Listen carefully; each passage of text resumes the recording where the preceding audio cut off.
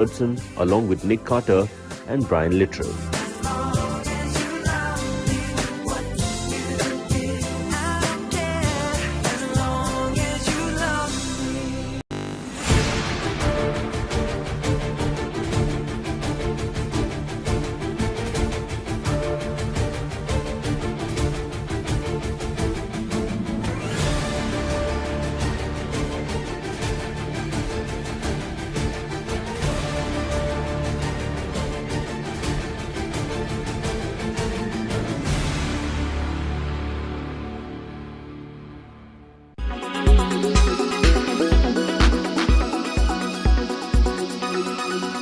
Make your media plan smarter with India Today Live TV on your connected devices. Amplify your brand with 100 million smart internet viewers. To advertise, mail us at sales@aajtak.com. LIC हर पल आपके साथ. बूडा jeans company, planet easy.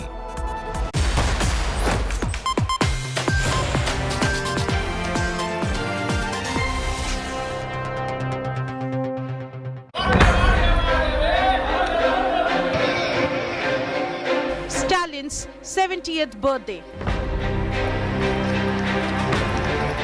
turns into opposition unity party. But Mamata and KCR missing. Can Stalin lead opposition alliance? Modi versus who in 2024?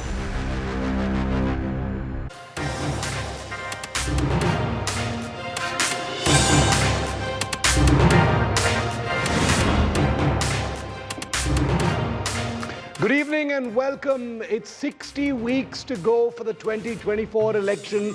Opposition unity is that one big buzzword that everyone appears to be talking about. And MK Stalin, the Chief Minister of Tamil Nadu, has banged on the big drum on his birthday today, his 70th, to become a big magnet for opposition unity. How's he doing? Is it going to be successful? We'll tell you on this big Chennai live super broadcast. I'm Shiv. These are the headlines. Bulldozers raised down property of Umesh Pal, murder-accused Atik's aide in Prayagraj. House where Umesh's killers hid brought down. Yogi Adityanath hits out at SP and Akhilesh Yadav. After series of LAC brawls, India and China finally set to hold bilateral talks tomorrow on sidelines of the G20 meet. Jaishankar likely to meet Chinese counterpart.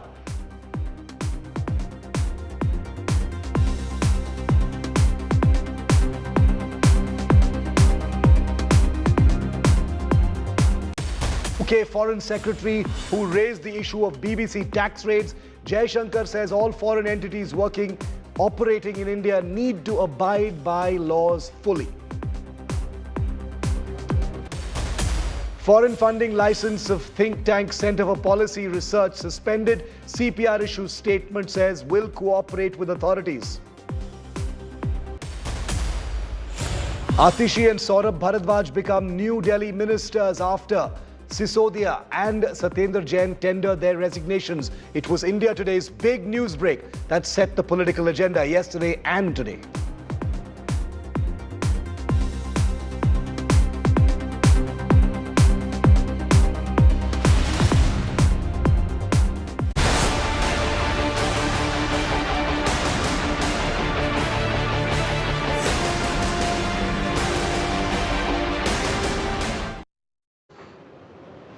Do you remember this image that I'm about to show you? Let's put that image on your screen, viewer, and let's see if you remember this particular image. This is 2018. This was during H.D. Kumaraswamy's swearing-in ceremony in Bengaluru as the new Chief Minister of Karnataka. 5 years ago. This was a signal moment for opposition unity. Opposition leaders from across the spectrum had all descended on Bengaluru to show that they were all united as a big Mahagathbandhan against Prime Minister Modi and his BJP. There was Ajit Singh, Rahul Gandhi, Sonia Gandhi, Mayawati, Akhilesh, Tejasvi, Chandrababu Naidu, Sitaram Yechuri, and everyone in between. They'd all gathered there, and this became a huge buzzword and a talking point in May 2018 because it signaled that the opposition had stomach for a fight with the Modi government. Well, of course, we all know what happened in 2019. But that's a different story. That was 5 years ago, because now a reattempt is being made by some of the people who you saw in those images to reinvigorate the whole concept of Mahagathbandhan, a third front united opposition against the BJP going into 2024. And the person leading that charge is Tamil Nadu Chief Minister M.K. Stalin, entering a new era. Today happens to be his 70th birthday, and on that day, Stalin is kicking off a huge birthday celebration by the party cadre, but focusing very firmly on politics. Stalin's birthday bash has turned into a big show of hopeful opposition unity. A big party meeting has been planned by the DMK and will witness the presence of major political leaders, including Congress Chief Mallikarjun Kharge, SP Chief Akhilesh Yadav, Farooq Abdullah, and Bihar Deputy Chief Minister Tejasvi Yadav, all on the same stage.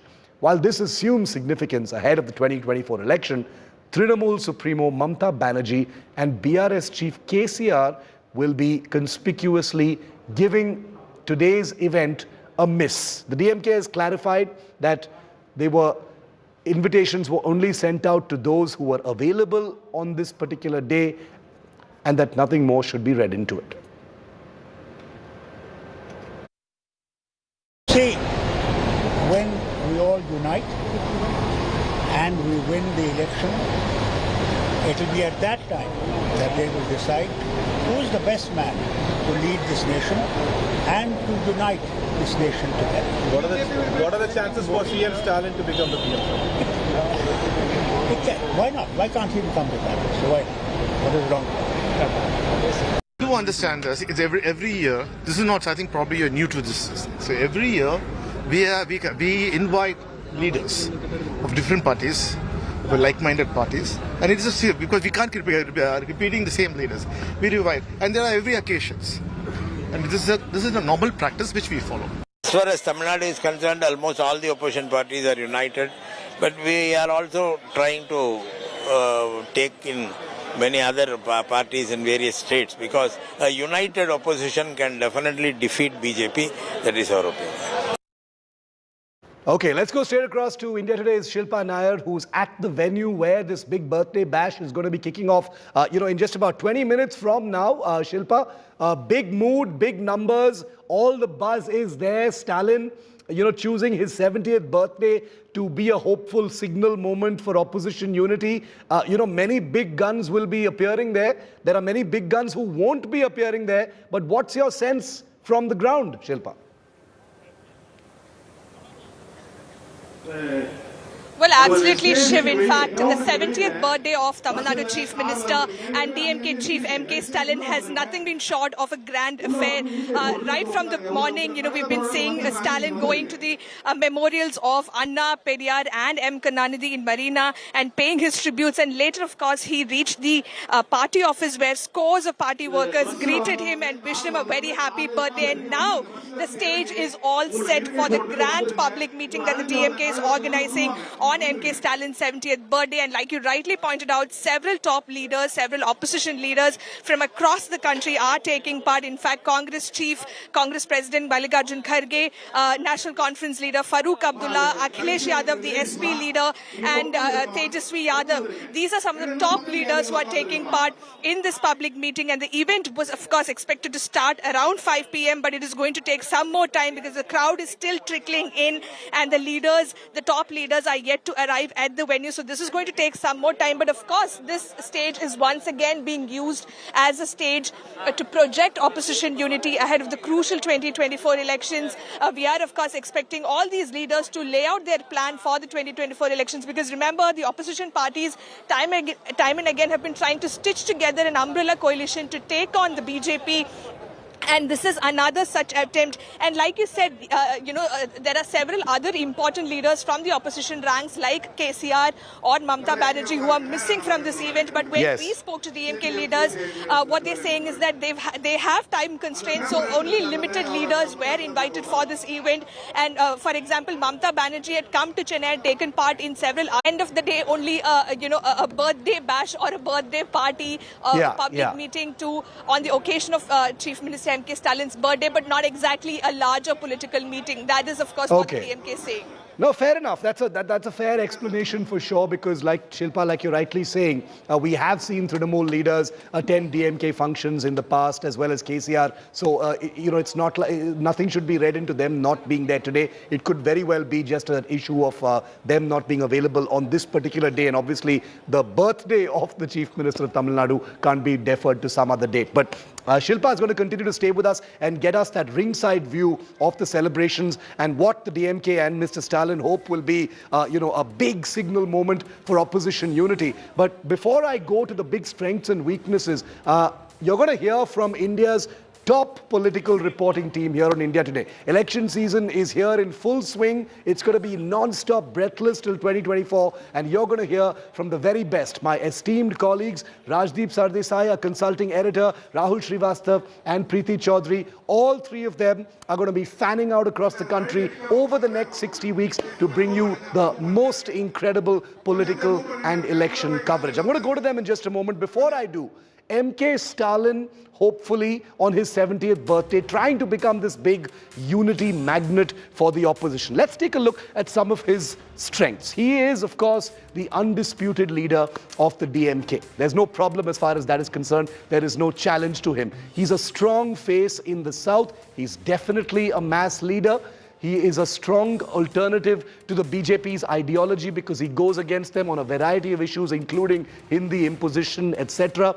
He's seen to be someone standing up to the center and has brought national prominence to the fight against the BJP. Those are M.K. Stalin's strength. But there are weaknesses that he needs to navigate as well. Family interference in administration has been a bugbear in the Stalin model.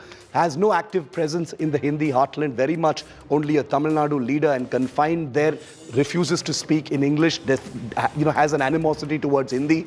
Charges of corruption against some of his ministers, including A. Raja in the 2G scam, which he was cleared in later. Not as charismatic as his father, who was from the film industry, M. Karunanidhi. He is, he has his own following, but doesn't have that same kind of, epic, ethereal appeal like that his father actually did. So these are the strengths and weaknesses largely. And the reason we're focusing on M.K. Stalin, of course, is because it's his birthday and he's chosen his birthday to be the kind of platform for some kind of signal of opposition unity. Let's go straight to our guests right now. Let's get a word in first from Rajdeep. Rajdeep, what are you making of this big birthday bash turned, opposition unity platform? We've seen things like this happen in the past. 60 weeks to go for the big election. What's your take on what's coming up in Chennai? Look, I think it would be an exaggeration to suggest that 3 or 4 national leaders attending M.K. Stalin's bash is a show of strength. That would require a wider constellation of opposition chief ministers all coming together, and then you could say that's a show of strength. If, for example, the Mamtas, the KCRs, the Arvind Kejriwals, the Hemant Sorens, the Naveen Patnaiks, the Jagan Reddys were all there on a platform with M.K. Stalin, I could call it a show of strength. At the moment, I think it's the UPA primarily. You can add Akhilesh, of course, to that list, but primarily the UPA allies who are there to celebrate this birthday. But yes, it does showcase the fact that M.K. Stalin is seen today as a significant member of the opposition alliance. Remember, the DMK is the 3rd largest party in parliament, and to that extent, you could argue that it certainly does emphasize the important role that the DMK has, particularly within the opposition alliance. But I would leave it at that without calling it a show of strength. I would hesitate to suggest that this is a grouping which has been formed with an eye on 2024. Preeti, once again, images of, of opposition unity are going to fly thick and fast over the next many weeks till the election. Attempts are going to be made to show that things are galvanizing and coalescing well, among the many, leaders and parties that usually work at cross purposes in state elections. What are you taking from this? Because this is once again MK Stalin, who in the past as well has, attempted to be that kind of opposition magnet. Shiv, the same stage where maybe Stalin needs to, or the DMK is looking at a show of strength where opposition unity is concerned, that same stage will today also be a show of the fault lines that exist in the opposition, primarily for the opposition parties which are missing. But having said that, in terms of if you break it down, leaders per se, Arvind Kejriwal was to actually attend, the birthday celebrations of MK Stalin. He was there just about a month and a half ago. There is bonhomie between the two leaders. The reason which he hasn't gone, has been playing across television screens over the last couple of months. But what's interesting, and I would reckon, is, Rahul Srivastava could also weigh in on it. Somebody like an Akhilesh, who did come to the BRS meeting called by, KCR. And he was there very much, but he didn't attend even the Bharat Jodo Yatra when it came down to the Congress. So he's, held the Congress at an arm's length, but he's there today. So he'll practically be sharing stage with Mallikarjun Kharge. So interesting in that aspect. On the other hand, certain leaders have gone out, like KCR, tweeted in favor, wishing Stalin a happy birthday. Arvind Kejriwal has also done so. On the other hand, somebody like a Mamta Banerjee, who's conspicuous by her absence there, hasn't even bothered to wish him. So the fault lines all the way obvious. Interesting. Rahul, pulling you in on this, like I said, a familiar kind of platform, for a signal moment of unity. Stalin has been someone who has, reached out. He met KCR a few months ago. Much was made out of that meeting as well. What are you reading into who is attending and who is not? Sure, whenever there is a political gathering of this kind, you always think positive. There is a coming together is a beginning, keeping together is progress, and working together means success. Now, the problem here is that the interpretation, if you look at it, is almost like that old Indian parable of blind man and elephant. Each blind man, based on his own limited experience and knowledge, is eventually trying to define the absolute truth. Now, when it comes to KCR, he thinks this is the shape and contour of an opposition in which he does not want a Congress party. There is a Congress party which at its convention in Raipur says that we should go back to the UPA times when everybody was standing behind the Congress party, forgetting that the Congress party at that time in 2004 had 145 seats. It's a 52-seat party today in the Lok Sabha. Now, in that scenario, what happens eventually? That a Mamata Banerjee does not want to be seen with the Congress and the left. The Arvind Kejriwal does not want to be seen at a UPA bash, lest he may be considered as part of the UPA Parivar. Yeah. The KCR, for example, wishes him a happy birthday. That's all very nice. But eventually what they are trying to signal, Shiv, is that we get together like brothers when it comes to events like this, but we eventually end up working together like strangers.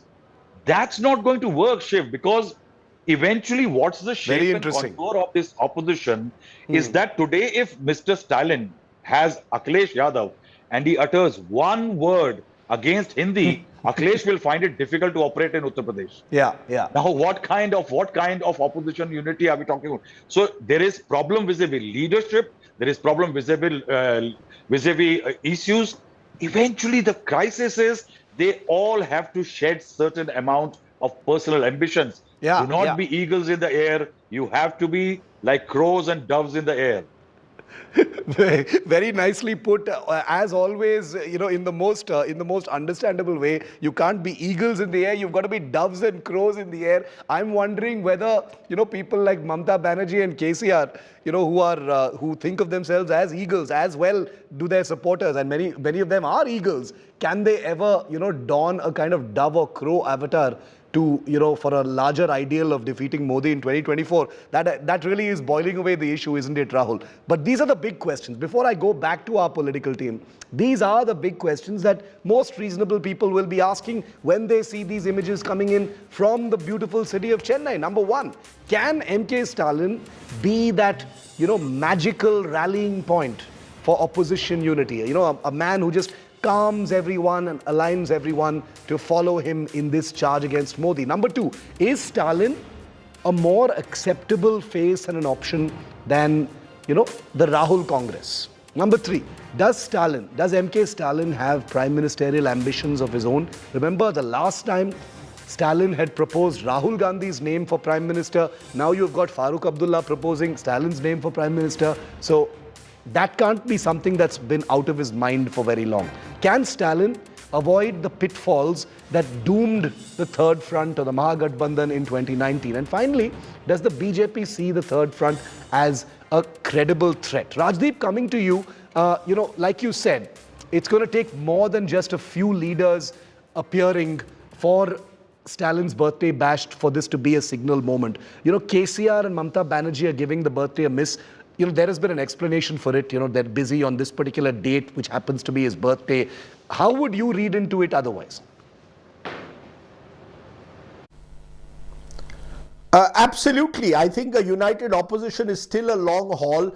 We saw it even during the Bharat Jodo Yatra. The Congress had extended invitations to almost 20 parties. Mallikarjun Kharge had spoken personally to some opposition leaders. Rahul Gandhi had written to them, and yet you just had a few of them attending the closing ceremony in Srinagar. I think the Congress is one of the problems that the opposition has at the moment to actually become a united force. A KCR will not share a platform today with a Rahul Gandhi, neither will a Mamata Banerjee, and therefore they perhaps would not want to be seen even with a Mallikarjun Kharge at MK Stalin's birthday bash. I think the Congress is the one which will have to take the initiative to bring all these parties together. A proper opposition coalition is not possible without the Congress, and the Congress doesn't seem to have still been proactive enough to actually engage with all these leaders. They've engaged with some of them, but they will need to engage with many more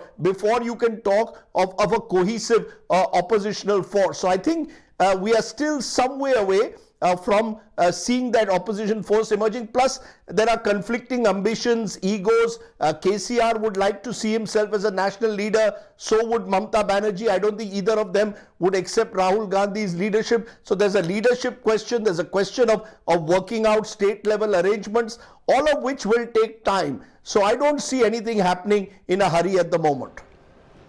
Before I go back to Rahul and Preeti, the opposition disunity, flashpoints between opposition parties have been, plentiful since the 2019 election. Whether it is the Trinamool versus the Congress party, whether it is the, Congress party versus AAP, whether it is, other fracases between the parties, the BSP sitting out the big UP election, all of these have led to questions over whether real opposition unity is actually possible at all. Kaun banega challenger in 2024 is the most enduring political question that everyone answers. Who will take on the Modi-led BJP in 2024? A united opposition or a divided force? Will the Congress take the lead or the regional parties, as Stalin is trying to do today on his 70th birthday? Two potential challengers, Rahul Gandhi and Mamata Banerjee, squared off against each other in the most recent instance of why opposition unity is such a faraway dream. Take a look at this report. In 2024, the alliance government will come in center. Congress will lead. Congress President Mallikarjun Kharge makes it clear. His party will lead the fight against Narendra Modi in Mission 2024, says Kharge at an election rally in Nagaland. With every party, now and then, we are calling, we are talking, we are sharing our views how to win 2024. Therefore, the BJP will not get majority. But stitching together an alliance of opposition parties is easier said than done. A rude reminder came on Wednesday. Congress MP Rahul Gandhi took on the Trinamool Congress at a rally in Meghalaya, where Mamata Banerjee's party had split the Grand Old Party, taking away majority of its MLAs. You know, the violence that takes place in Bengal, you know, the scams, the Sharda scams that have taken place. So you're aware of their tradition, spend huge amounts of money in Goa, and the idea was to help the BJP. And this is exactly the idea in Meghalaya. Rahul's statement sparked angry reaction from the TMC. TMC MP Derek O'Brien claimed it was the Congress that was unable to guard its flock against poaching by the BJP. Party General Secretary Abhishek Banerjee called the Congress irrelevant, incompetent, insecure and delirious. Banerjee, in an exclusive interview to India Today, had earlier rejected Congress charges of collusion with the BJP. If Trinamool is the B team of BJP, then will Trinamool and its leaders, especially the one who are leading the battle from the forefront, will have the courage to take on BJP and attack Amit Shah and PM Modi? How many people in the Congress is doing that? Apart, barring one or two. You accuse us of breaking the Congress. No one broke the Congress. We didn't go to Gujarat. Did we fought elections this time in Gujarat? But you have to see where Trinamool is stepping in. Trinamool is only going to states which are BJP and NDA ruled and dominated. There are many if and buts in the opposition unity project. On one hand are the likes of Nitish Kumar, Tejasvi Yadav, Sharad Pawar, who want the Congress in their camp. And on the other are K. Chandrasekhar Rao and Arvind Kejriwal, who are busy exploring options for a third front. One thing is clear, if the BJP is double engine moving in one direction, the opposition has multiple engines pulling in different directions. Bureau Report, India Today. Now let's just do a quick SWOT analysis, a refreshed, updated sort of SWOT analysis of where things stand as far as the third front and united opposition is concerned. Number one, strong on their respective home turfs, whether it is Stalin, Mamata or the rest, they're all strong leaders regionally speaking, and they may pose a tough contest in several states. That's individual states, but they will all count, of course, in the big election. The contender in case of a hung house could be any one of these people. Remember, KCR has had very stated kingmaker dreams. He had them in 2019, turned out to be disastrous. But kingmaking is also one option for many of them. But there are weaknesses that plague these opposition leaders. They lack an undisputed leader. That's one of the biggest challenges. Who's going to be that one single leader under which this becomes an umbrella platform? No single united platform. They've got cross purposes of narratives, issues like Rahul just said. But the opportunities are, of course, undeniable because the Congress is no longer the prime opposition. It is weakened, it's enfeebled, and there is a great opportunity for all of these regional parties to, strengthen themselves, from the Aam Aadmi Party to the Trinamool to the DMK. The BJP is yet to topple all of these very powerful and popular regional leaders, regional satraps, and therefore they have not been, counted out of the contest just yet. The opportunity could make a post-poll claim, and that's where all of these leaders could jump back into the fray. But there are threats, obviously, because a patchwork coalition with regional parties, may not be sustainable. They may be unable to frame a common program in the event that they come to power. Too many PM hopefuls, and this could be basically meaning confusion to the voter. How do you go with a cohesive, unified, clear-cut and unambiguous vision to the voter in 2024? So these are some of the mega questions plaguing all of these. Going back to our reporters for a quick final word. Preeti, many of these questions are the same questions that faced the third front in 2018, 2019 as well. Are there, in your view, any new pitfalls that face the third front since 2019. Many things have changed. The Aam Aadmi Party, has strengthened itself. It's taken Punjab. There are many other, moves and shakes that have happened in other states as well. Do you think that there are additional challenges beyond what happened in 2018 and 2019? Well, Shiv, I believe, leave alone the third front, there is no cohesive coming together where the second front or the primary opposition is concerned, even though the Congress might lead it. Why I say that also, on the sidelines of it all, there's another birthday today and a birthday of another PM aspirant, Nitish Kumar's birthday is today as well. So it's interesting in terms of just dynamics. But having said that, with what you pointed out, the pitfalls in all of this, multiple if you look at it.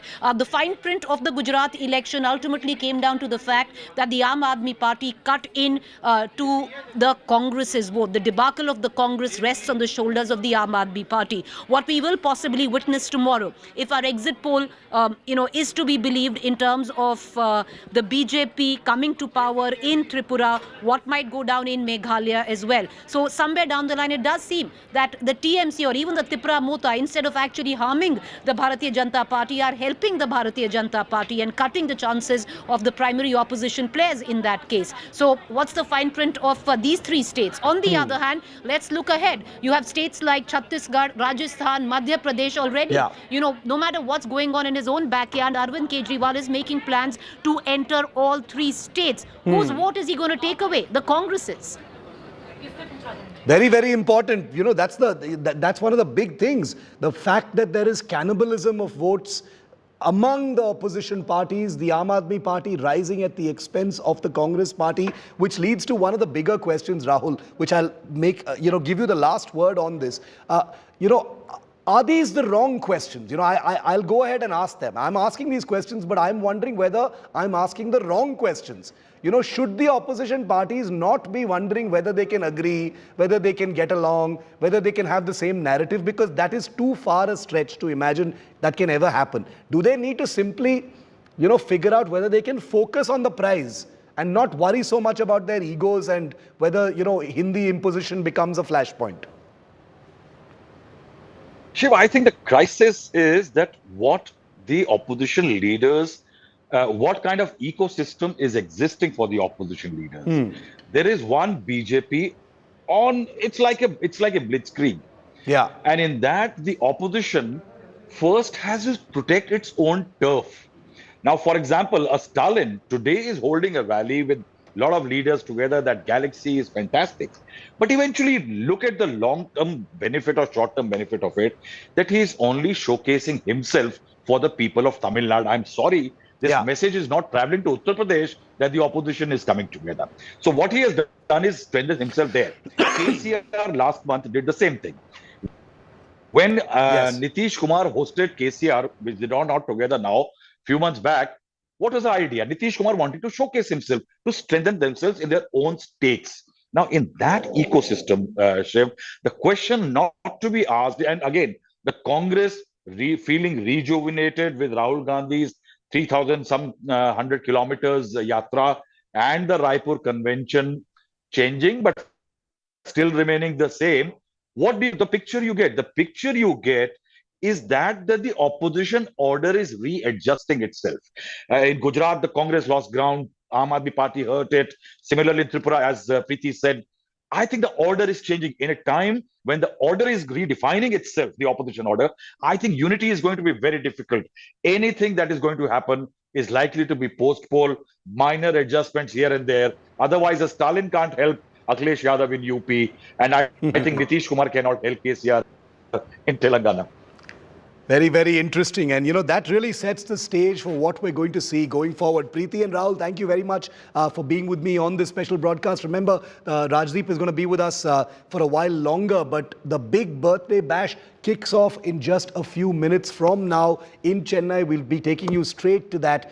But I first wanted to tell you what my take on this entire issue is. 2024 is a done deal. Modi is sweeping to power for the third time. The opposition parties should conserve their energy and focus on doing something in 2029.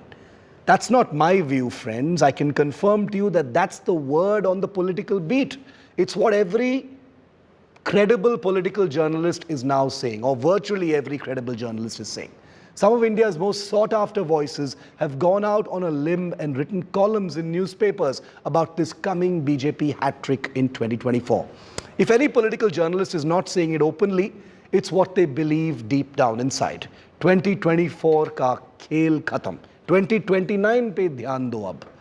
This is an uncannily homogeneous journalistic consensus to have, and that too well over a year before the actual 2024 Lok Sabha election. One of the most enduring proverbs is that a week is a long time in politics. So then, with 60 weeks to go, why is there so much journalistic certainty over who's going to win in 2024? Why do most journalists not think that anything can change? I mean, picture this, the big 2024 election. The hulking BJP on the one side and a fully united opposition, theoretically speaking, on the other side. The sound and the fury like a heavyweight title fight that's equally matched. A contest that should be every democracy's dream. A good fight. Now, India needs a strong opposition, and I doubt anyone's going to argue against that. Which is why every effort to galvanize and unite the opposition is a good thing and should be seen as a good thing. 60 weeks is a long time in politics, but this time, that's the paradox. Time is also incredibly short to mount a united campaign. But let's boil away all the political gyan over Third Front and Mahagathbandhan and focus for a moment on what the central question here is and needs to be. Can the many netas who make up this theoretical united opposition sacrifice their egos? Are they willing to see the proposed defeat of Narendra Modi as a higher mission than their own personal rise? Are KCR and Stalin and Rahul Gandhi and Mamta and Sharad Pawar and Akhilesh and the rest of them willing to become like a battalion of Arjunas from the Mahabharata, for whom all else becomes a blur except the target of their arrows? Or are they so incredibly at cross purposes that the grand prize is like a mirage in a desert? It just evaporates. Are they willing to do more than simply depend on the hope that Modi makes some colossal mistake before the election?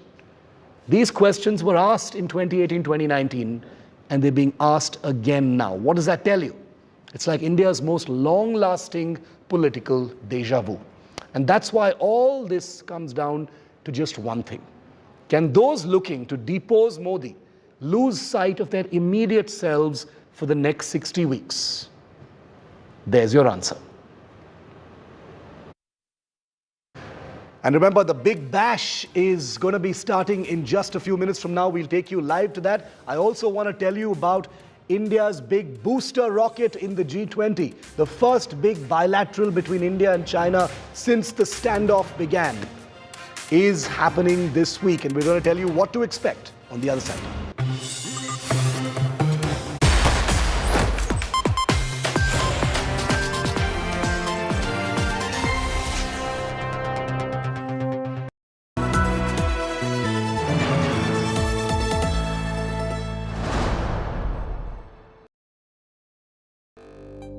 India Today Conclave 2023, March 17th and 18th, New Delhi. Listen to S. Jaishankar, Shashi Tharoor, Justice U. Lalit, Justice Sharad Arvind Bobde, Sanjeev Goenka, Anil Agarwal. The India Moment.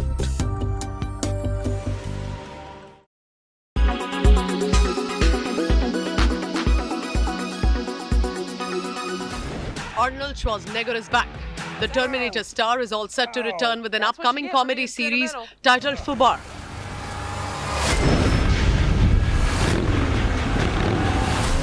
I'm back, baby.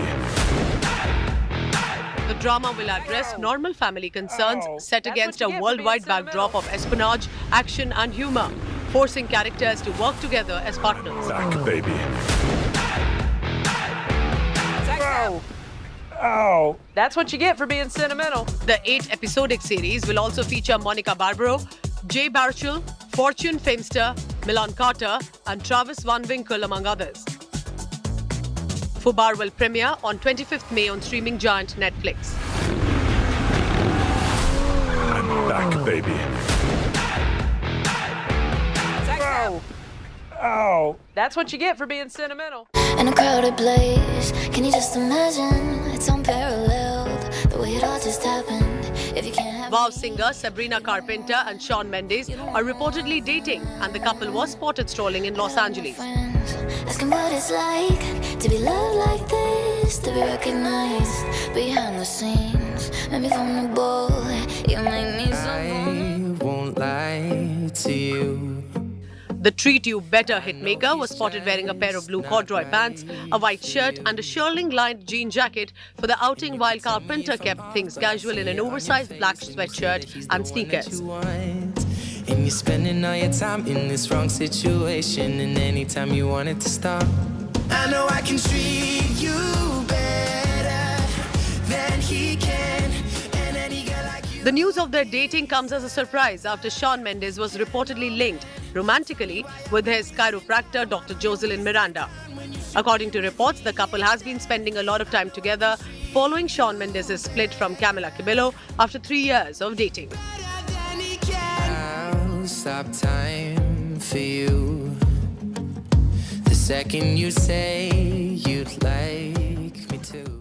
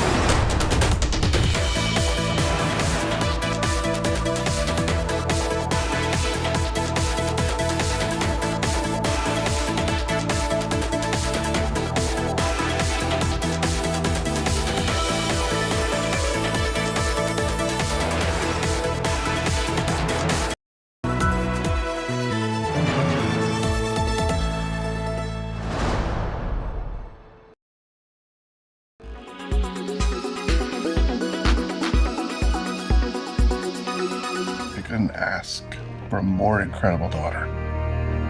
Are you actually trying to parent me right now? Who would want me to be a part of their life? The Veil is a psychological drama film directed by Darren Aronofsky and written by Samuel D. Hunter, based on his 2012 play of the same name. Fraser plays the role of Charlie, a morbidly obese and reclusive English professor who teaches online college writing courses but keeps his webcam switched off as he's ashamed of his physical appearance. I need to know that she's gonna have a decent life where she cares about people and that she's gonna be okay. The White Lotus cast landed the top television trophy at the awards for the show's second season. Set in Italy, about wealthy vacationers and the staff who served them at a ritzy resort. We're on our honeymoon. You're such valued guests. Welcome to the White Lotus. Where were you? I just walked around.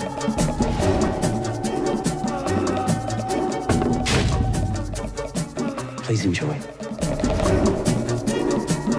Belinda is the best. Good, I'll make an appointment. If she's not booked with me. Sometimes just watching them eat every night makes me want to gouge my eyes out. The series' star Jennifer Coolidge took home the award for Best Female Actor in a Drama Series for her role as a wealthy vacationer. I get off at 7? Yeah, that's good. I mean, like a couple minutes after 7 at the restaurant.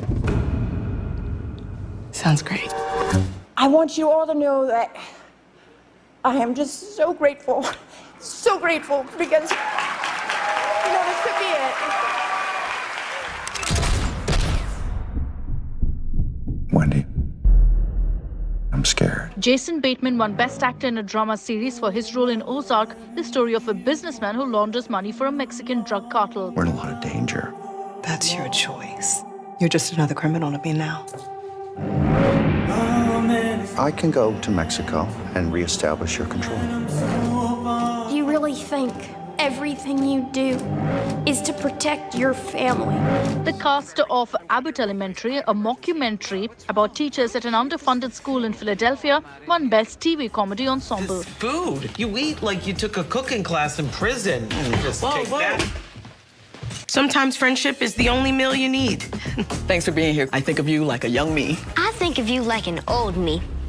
This ain't A Star Is Born. I'll shut your tiny ass down. It's very zen, actually. You guys gotta see what's in the cafeteria. Entertainment Bureau, India Today. For real.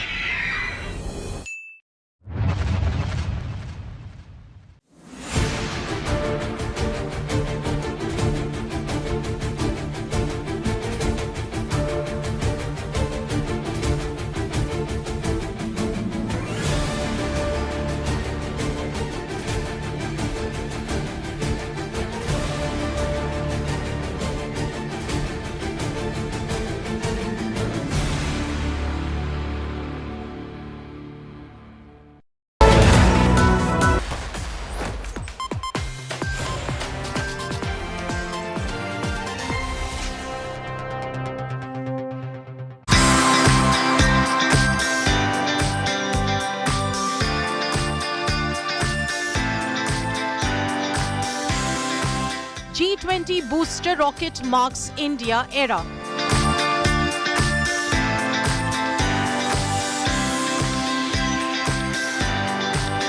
Broken world knocks India's door.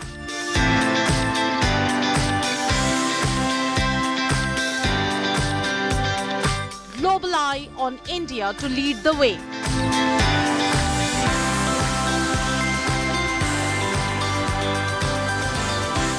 Vishwaguru spotlight on India now. India hosting the biggest G20 foreign ministers meeting ever held by any member state is a very big deal. But a divided G20 bloc poses big challenges for us as the host country. Will India be able to navigate the multilateral as well as bilateral space as the Ukraine-Russia war's shadow looms over the meeting in the national capital? As a big bilateral with China also comes up during this G20. Here's our report.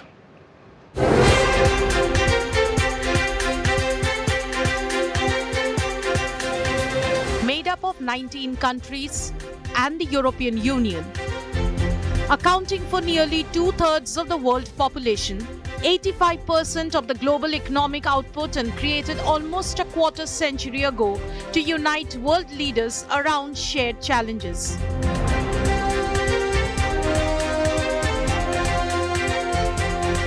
The Group of 20 stands sharply divided in 2023.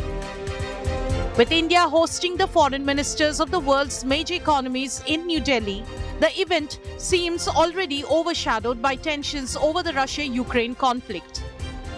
You represent the leadership of global finance and economy at a time when the world is facing serious economic difficulties. As the new president of the G20, India on its part has already sought to set the bar, a leading voice of the developing nations.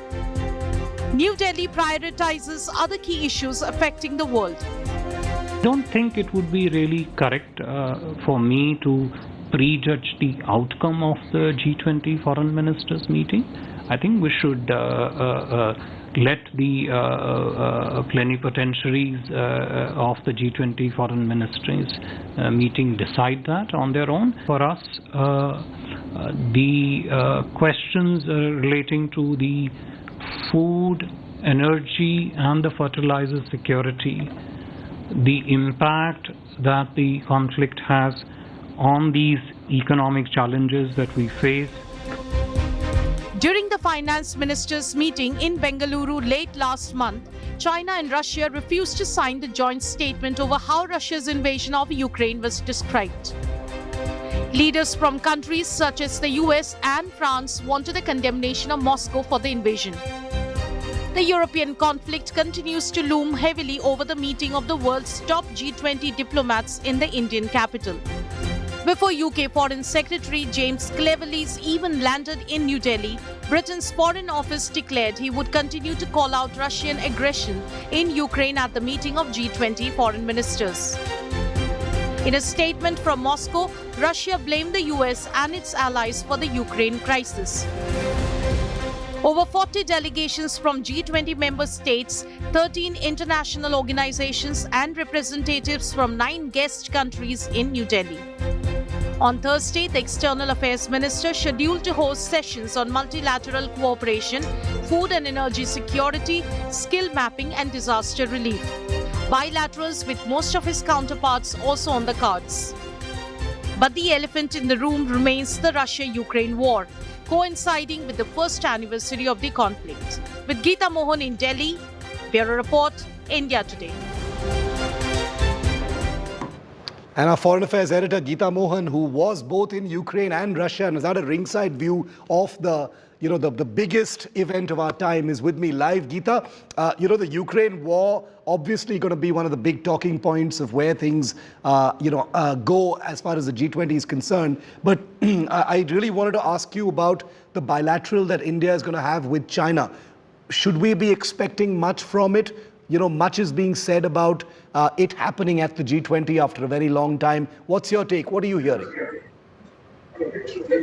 Well, it is expected that the two ministers would meet. Qin Gang is coming to India for the first time after taking over as foreign minister, and the first in a year. So expect the two leaders to meet, but it all depends on what the conversation and how the conversation will go, Shiv.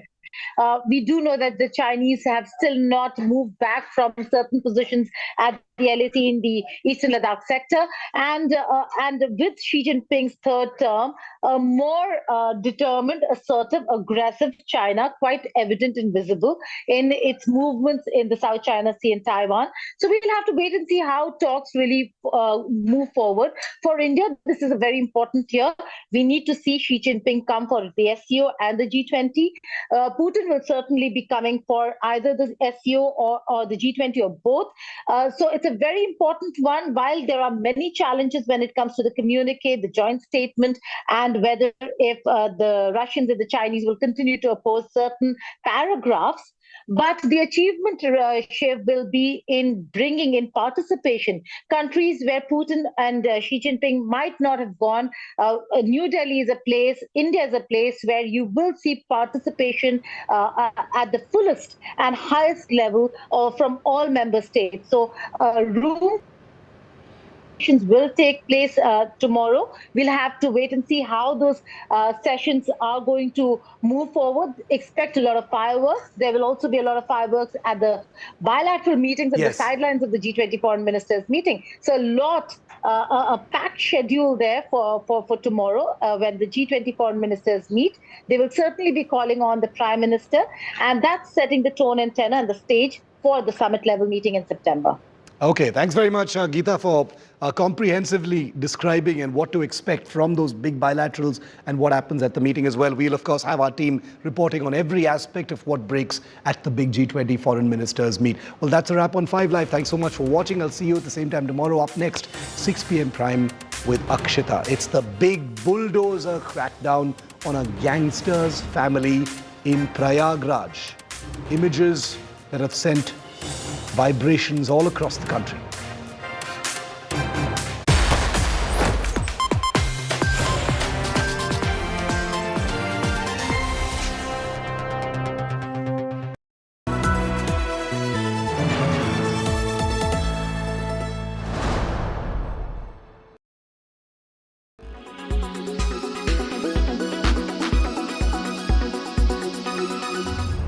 War is spectator sport. We are emperors of Rome. Tom Hiddleston will reportedly reprise his role as the protagonist Jonathan Pine in the second season of Night Manager. My name's Pine. I'm the night manager. To bring the money to us, we give you back the boy. You'll be in so deep, you'll worry that you'll never get out. I got nothing to lose. According to reports, the show will begin filming later this year in London and South America under the codename Steelworks. My main man, my star. I think you might be playing both sides. We need Richard Roper. I'm going to get you out of here. The series revolves around Pine, a former British soldier and night manager of a 5-star hotel in Cairo, who is hired by the head of a foreign office team to infiltrate Roper's inner circle. Anyone can betray anyone.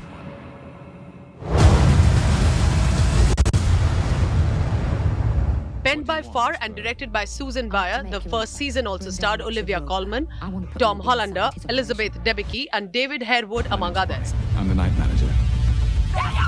To bring the money to us, we give you back the boy. You'll be in so deep, you'll worry that you'll never get out. I got nothing to lose. You saved my boy.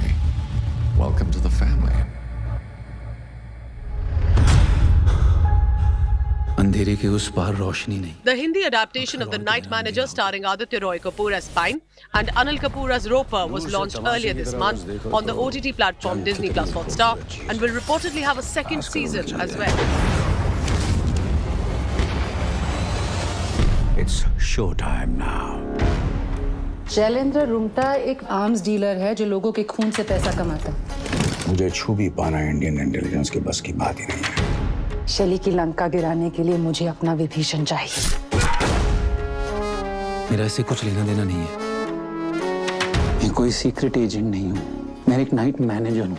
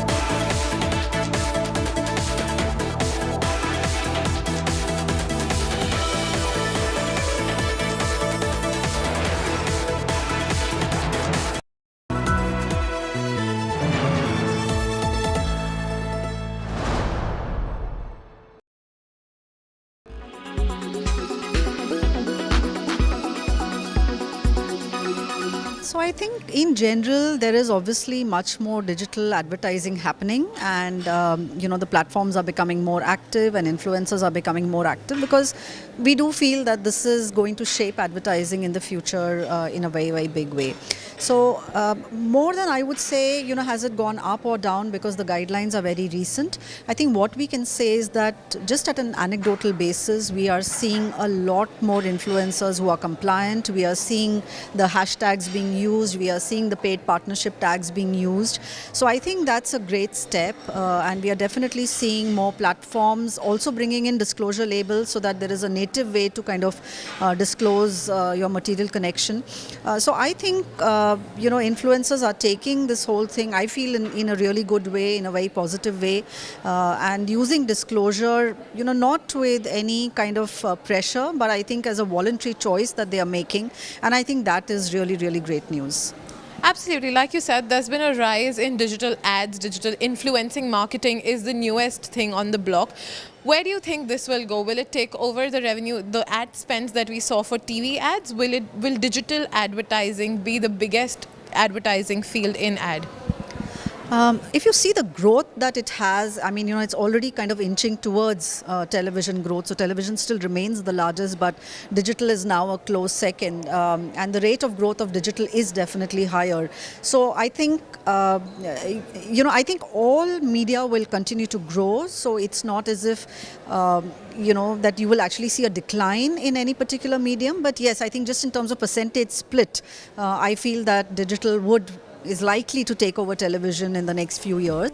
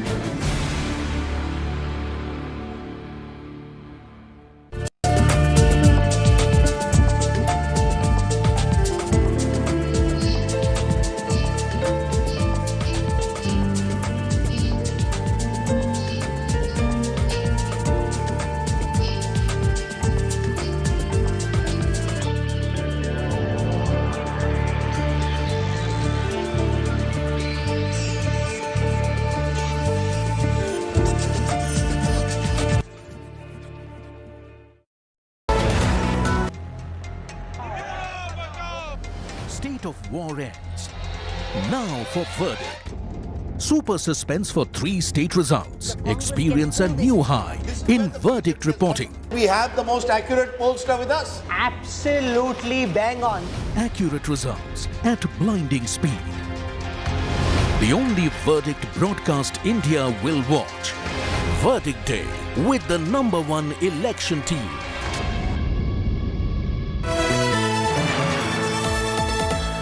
Co-powered by Hyundai Ioniq 5, the all-electric SUV. Co-powered by घर लेना हो या बेचना 99 acres से ही पूछना. Co-powered by Aditya Birla Capital.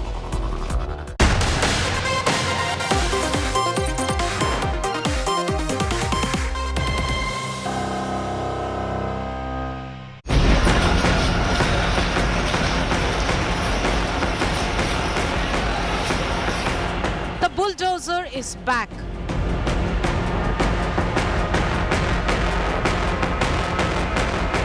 Bahubali Atiq versus Bulldozer Baba.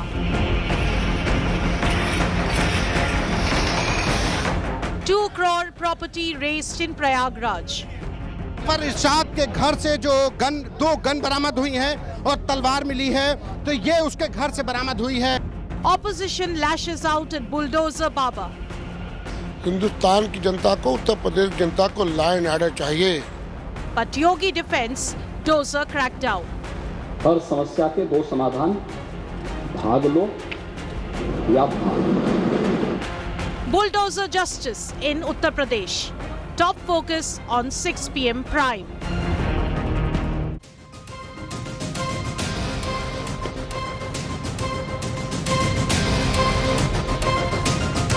Good evening. You're watching 6 p.m. Prime here on India Today. I'm Akshita Nandagopal, and this evening our focus is going to be on all that's played out in Uttar Pradesh. The last few days, we've been getting you every update on the crackdown on these gangsters, these mafias in Uttar Pradesh. Now, the Yogi government has gone back to the formula that's worked for them in the last few years to ensure law and order, to scare criminals. And that is a crackdown using the bulldozer. We saw images coming in from Prayagraj of one of the gangsters' aides' homes being razed to the ground. We're going to be getting you the latest updates on that.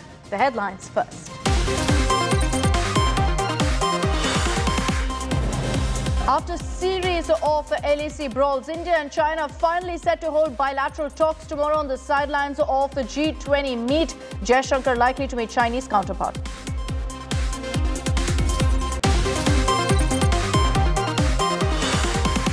Foreign Minister schools UK Foreign Secretary who raised the issue of BBC tax raids. Jaishankar says all foreign entities operating in India need to abide by the law fully.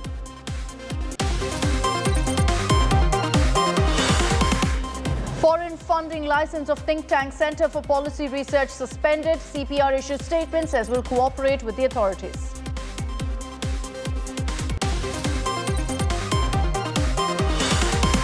The big Stalin birthday bash in Tamil Nadu. Political heavyweights like Kharge, Tejaswi and Akhilesh attend big show of opposition unity. Farooq Abdullah, meanwhile, bats for Stalin as PM candidate for 2024.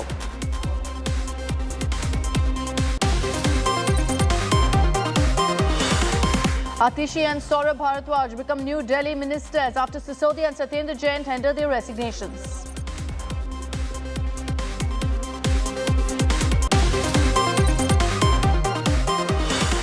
And India bowled out for 109 in the first innings of the third test at Indore. Matt Kahneman picks his first 5-wicket haul.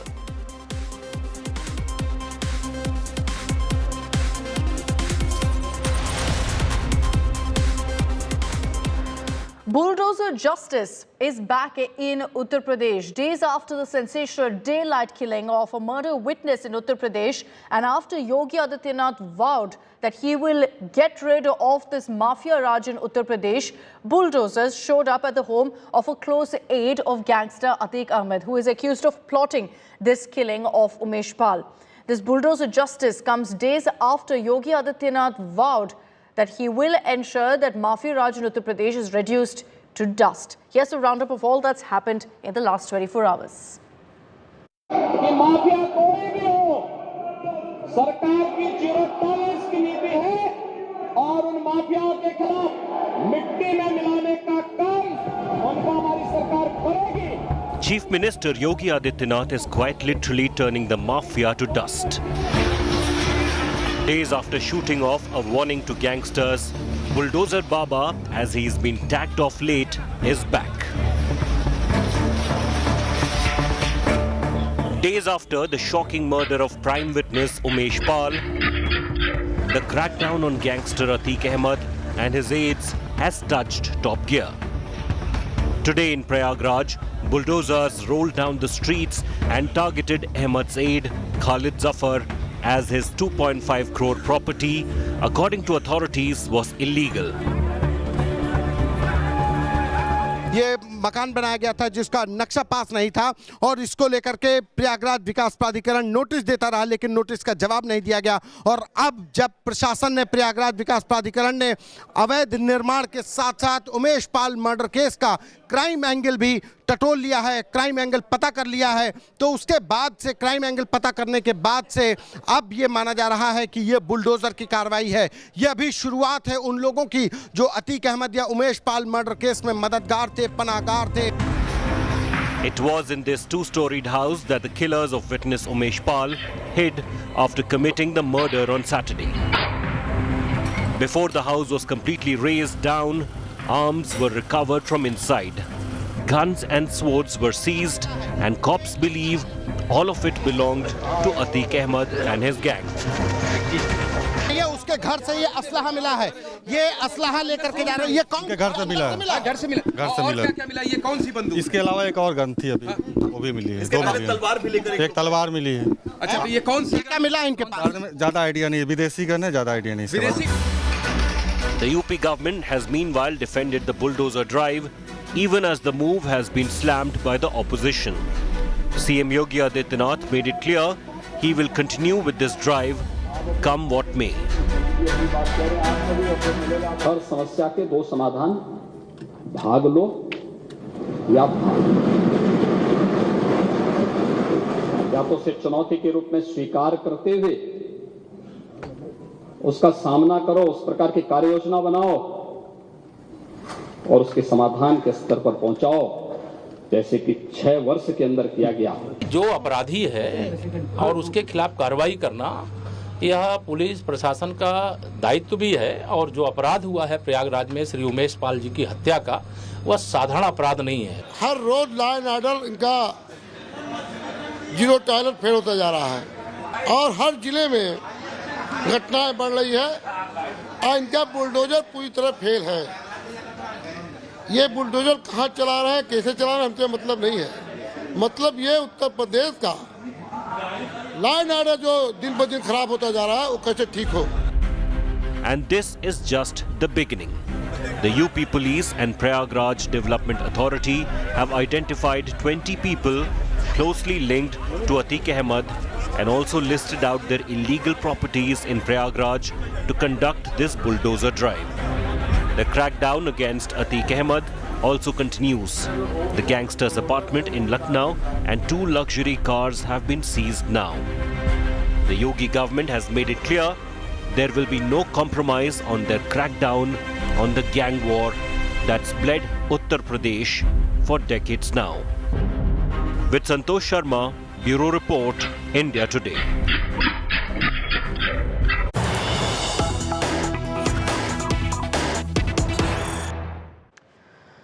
So even as UP Chief Minister Yogi Adityanath has completely defended the action that's been taken and the razing down of the gangsters' aides property, Akhilesh Yadav has now lashed out at the UP government, saying those giving themselves a clean sheet in cases against them should not really be talking about a crackdown on mafia. This comes even as in the UP Assembly you had Yogi Adityanath lashing out at the opposition over their criticism of this bulldozer justice, a model that we've seen very often play out in Uttar Pradesh. And the message from Yogi Adityanath was very clear. He's saying we have 2 options. We either chase down these people or we run away from them. We either confront them or we run away from them. And it's clear, based on the action that's been taken, as to exactly what the UP Chief Minister believes is the right course of action. Let's take this across to our reporters on the ground. Abhishek Mishra is joining us live from Lucknow. We have Santosh Sharma getting us the latest updates from Prayagraj. Just to round up the latest political updates, Abhishek, to you first. We've seen a showdown playing out in the UP Assembly. The opposition clearly not convinced or not on board with how the UP government, how Yogi Adityanath is really dealing with this issue and this investigation. Well, certainly, and it is very clear that how there has been a lot of stuff within the UP Assembly this time. It was a budget session supposed to be centric around the budget, the figures and the kind of approach the government has. But in the beginning, it was Kanpur Dehat incident, and now it's all about the Prayagraj incident, where the government is need to answer all these questions from the government side. The kind of action which has been taken, their approach, the encounters, and a forceful action.